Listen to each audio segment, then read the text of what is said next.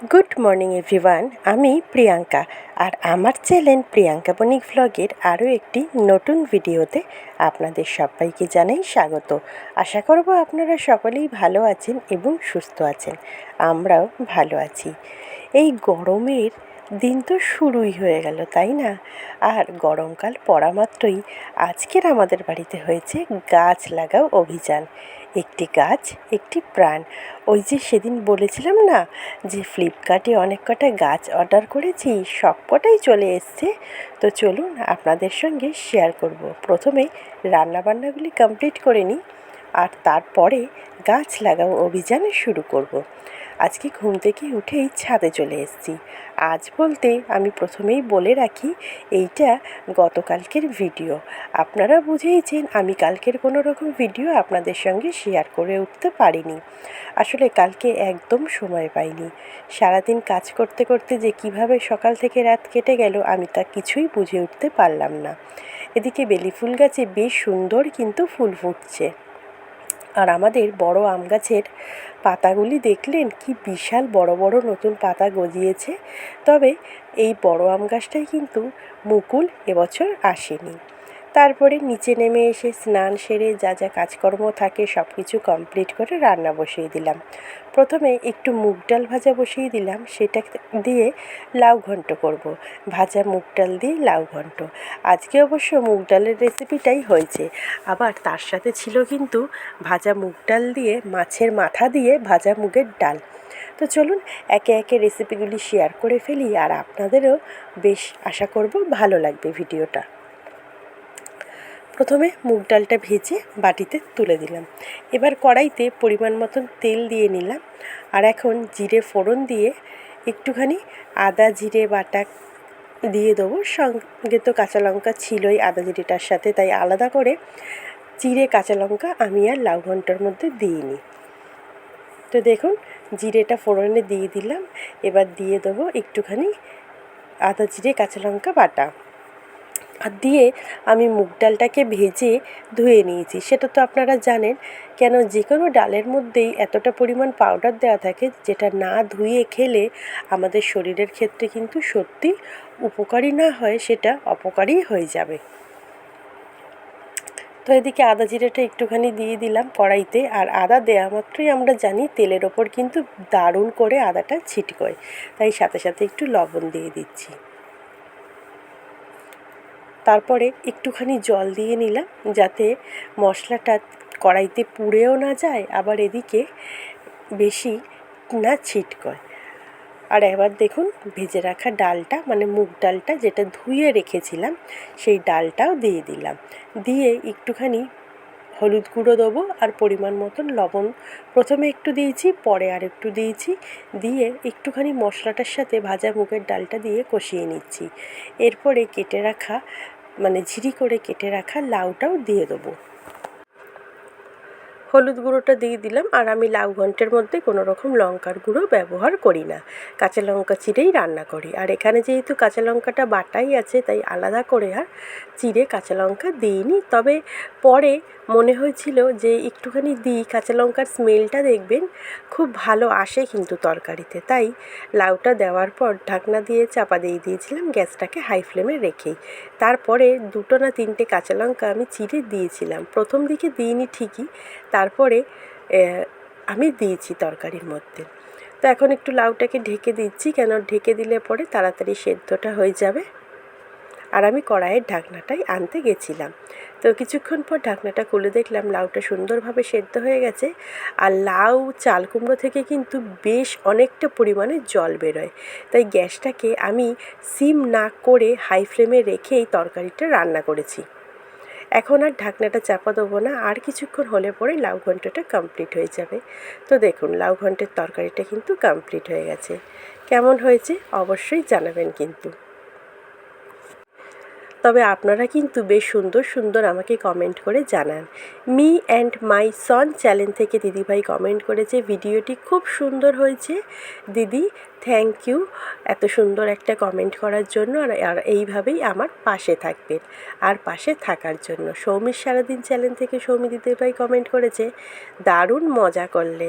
সত্যি আমরা দোলের দিন কিন্তু খুব সুন্দরই মজা করে দোল খেলেছি। আর আপনাদের দাদা ভাই মানে আমার বড়মশাই আবার কমেন্ট করেছে, সঞ্জীব বণিক খুব ভালো দোলের ভিডিওটা দেখে, থ্যাংক ইউ ফর কমেন্ট। তো দোলের দিন বিকালবেলা আমি বলেছিলাম যে চিকেন পকোড়া ভাজার জন্য চিকেন রেখে দিয়েছিলাম, তো বিকেলবেলায় কতগুলি রেখেছিলাম, আবার কালকে সকালবেলাতেও বেশ কয়েকটা চিকেন পকোড়া ছিল, সেগুলিও ভাজা করে নিলাম। তবে চিকেন পকোড়াটা ইন্ডাকশানে করেছি। আর এই পাশে এখন আমি দেখুন আলু ভাজা বসিয়ে দিয়েছি, কেননা মাংস অনেকটাই ছিল, সেই কারণে কালকের আমি আর কোনো রকম মাছ টাছ রান্না করিনি। লাউ ঘন্ট করেছি, মুগ ডাল ভেজে, আলু ভাজা, আর সাথে ছিল ভাজা মুগের ডাল মাছের মাথা দিয়ে। দুপুরের রেসিপি বলতে এই ছিল। এখন মুগ ডালটা ভেজে নেব, ভেজে নিয়ে সুন্দরভাবে ধুয়ে দেবো। আর এদিকে কড়াইতে আমি কি করেছি বলুন তো, গরম জলটা বসিয়ে দিয়েছি ডালটা সিদ্ধর জন্য। ডালটা আমি এবারে আর প্রেসারে দিলাম না, কেন দেখলাম কড়াইতেই কিন্তু অল্প সময়তেই খুব সুন্দর মুগ ডালটা সেদ্ধ হয়ে যায়।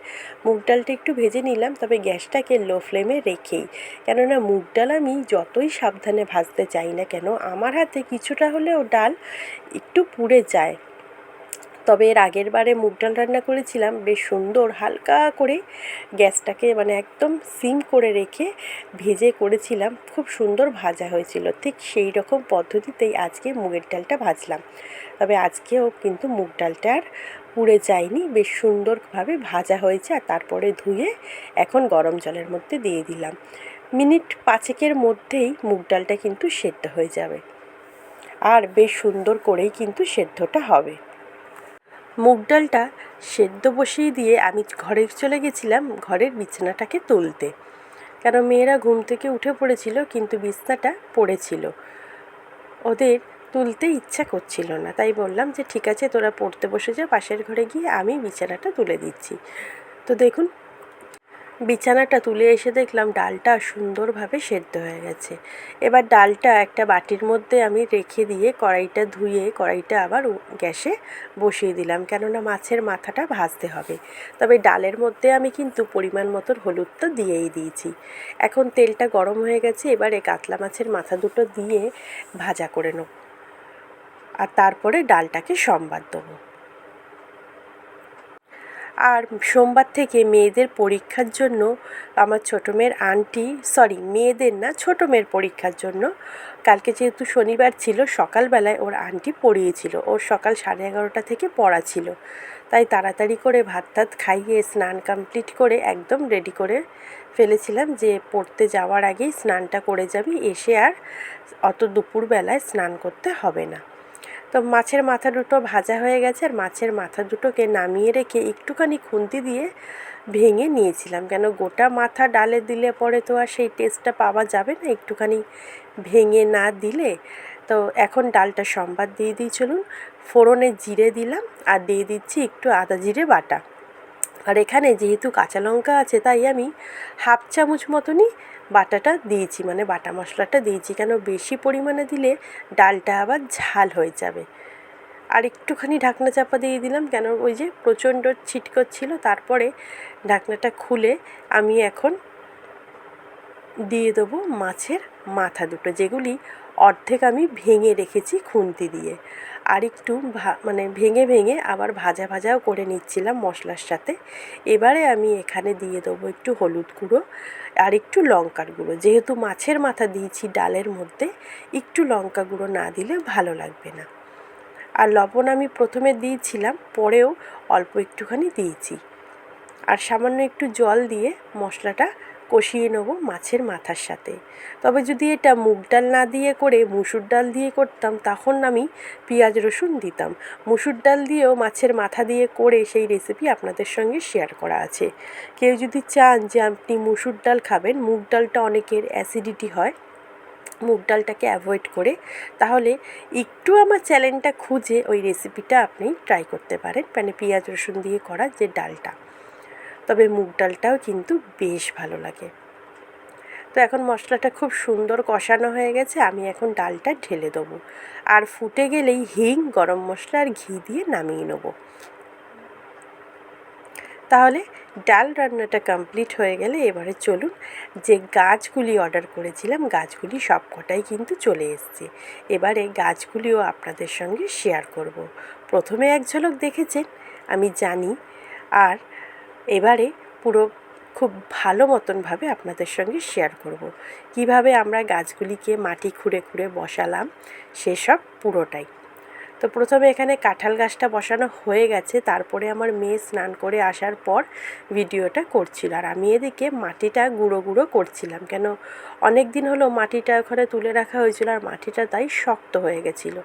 আর আমার মেয়ে দেখতে পাচ্ছি কদিন ধরে ভিডিও করতে গিয়ে ফোনটা যে কেন এত পরিমাণে ঠিক মতন স্টিলভাবে ধরে না থেকে এতটা মানে নড়াচ্ছিল যে ভিডিওটা সত্যি কেঁপে কেঁপে উঠছিল। আর সত্যি এই মাটি ভাঙার কাজ করতে গিয়ে আমাদের দুজনের অবস্থা খারাপ হয়ে যাচ্ছিল। এখানে বসিয়ে দেওয়া হচ্ছে সবেদা চারাটা, আর এই সবেদাটা হবে গোল না, কিন্তু একটু লম্বা মতন। দেখা যাক, গাছ তো কিনে নিয়েছি, দেখে পছন্দ হওয়া মাত্র, এখন ফল কবে ধরে সেটারই অপেক্ষা করতে হবে আমাদের সবাইকে। এটা তো আর আমাদের হাতে নেই যে আজকে বসালাম কালকেই ফল দিয়ে দিল গাছ। গাছ ভালোবাসি দেখে অনেকগুলি গাছ একসাথে কিনে নিয়েছি। তবে আপনাদের দাদাভাই বলেছে এখন কিন্তু আর গাছ করবে না, কেননা লাগানোর আর কোনো জায়গা নেই। কালকে অনেক কটা বালতি কেনা হয়েছে ড্রাগন ফলের গাছগুলির জন্য। তো এই দেখুন, এই যে সবুজ বালতিগুলির মধ্যে 5টা সবুজ বালতিতে রাখা হয়েছে ড্রাগন ফল। আর এই জবার চারাগুলি চম্পাড়া নবদ্বীপ থেকে এনেছিল, মানে পূর্বস্থলী থেকে। তো সব কটা প্রায় মানে মরেই গেছিলো, অত দুপুরে গরমের মধ্যে তুলে এনেছিল দেখে, কিন্তু আমি জল দিয়ে দিয়ে যাই হোক 3খানা গাছ বাঁচিয়েছি। আর বিড়ালটা এসে এমন মেউ করছে, তারও আমি একটু ভিডিও তুলে নিলাম। আর এইটা জামরুল গাছটা।